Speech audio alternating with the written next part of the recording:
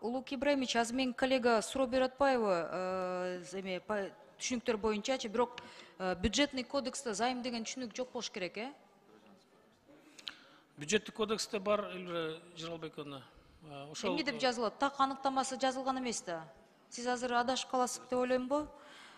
Ачык эле айтпайсыздарбы? Буну деген таптакыр төлөй албаган адамдарга мы ведем к тому, что бюджетное кредитованиега алып келдирип под это понятие, анан на списание барат деп эле ачык эле айтпайсыңар депутаттар. Ошого каратат да. Таптакыр төлөй албагандар. Вам как-то надо уже, научиться с парламентом открыто разговаривать.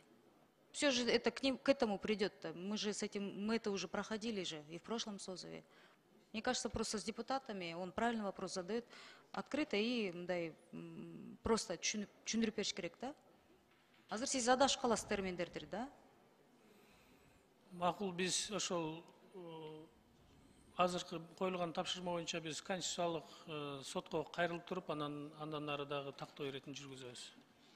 Биздин депутаттардан Минфинге ушул анализ обоснованности выдачи займов, анан деген по возврату полученных льготных долгосрочных суд деп мен эми орчасында мага берилиптир, ошондо окуп атам да, ошол тапшырма берилген депутаттардан, ошол комиссия түзүлсүн деп, ошого кандай карайсыздар сиздер?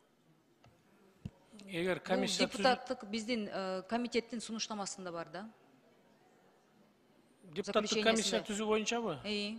Биз каршы эмеспиз. Каршы эмессиздер, э? Биз каршы эмеспиз. Бул кайра менимче кайра да жакшы болуш керек деп ойлойм. Ошол берилген 4 миллиарддык суммадан канча каражатын адамдарыбыз такыр кайрып бере албай жатышат да, ушу 20 жылда. Барбы так цифралар?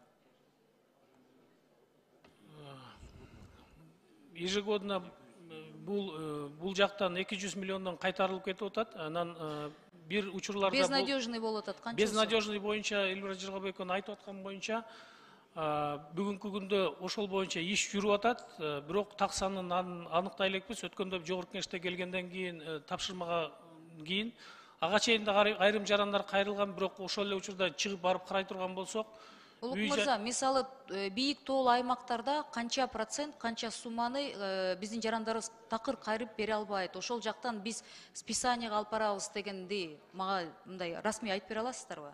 Азыр расмий айтып бере албайм, Эльвира Жыргалбековна, потому что азыр иш жүрүп атат, жерлерге чыгып, бүт элекпиз, аны так айта албайбыз азыр.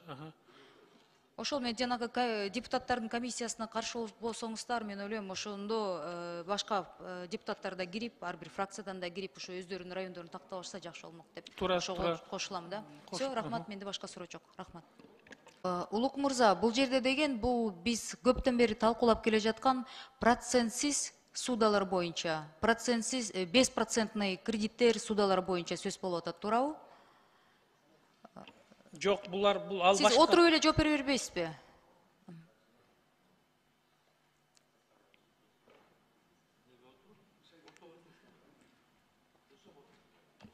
Эльвира Жыргалбековна, ал жанагы орто бизнеске жана кичи бизнеске берилип аткан акча каражаттары, ал бүткүл дүйнөлүк банк тарабынан берилчү каражаттар, ал башка долбоордо кетип атат да. Бул жерде деген коронавирустан кийинки жардам, чакан жана орто бизнеске жардам дегенде бул анда кандай каражат эмнеге сарпталат, эмнеге кетет да, эмнеге жумшалат?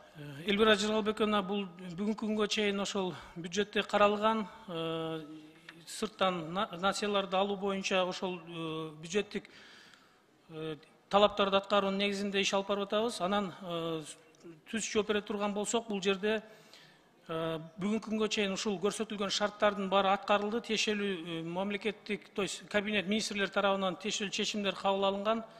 Бул бүгүнкү күндө өзүңүздөр билгендей республикалык бюджеттин резервтериндеги акчалар бүгүнкү күндө 3 миллиарды Баткен областынын калыбына келтирүү жактарга жумшалып атат.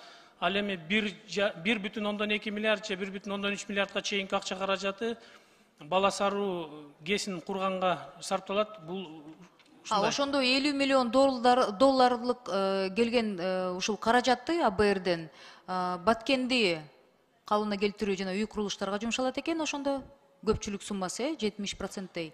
Ооба, 3 миллиарды. Калганын ГЭС курууга. Калганы ГЭС курууга, кичи ГЭС курууга, бала саруу. Түшүнүктүү. Рахмат. Башка суроо жок.